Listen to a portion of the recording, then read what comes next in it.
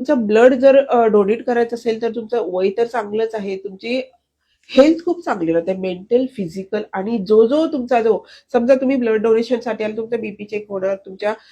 Hepatitis बी, hepatitis C, ज्या viral marker आहेत ते फ्री ऑफ चार्ज टेस्ट होतात. जर काही पोटेन्शियल आजार असेल, समजा कधी कधी डोनर येतात आमच्याकडे आणि त्यांचा ऍक्सिडेंटली डिटेक्ट होतो, बाबा हेपॅटायटिस बी आहे, आम्ही लगेच त्याला कॉल करून सांगतो, कॉन्फिडेन्शियल असतं सगळं, आणि हा कॉल करून सांगतो, बाबा तू पुढची काळजी घे, काउन्सिलिंगसाठी पाठवतो. म्हणजे असे आजार पण आपल्याला कळतात की बाबा ते पुढे जाऊन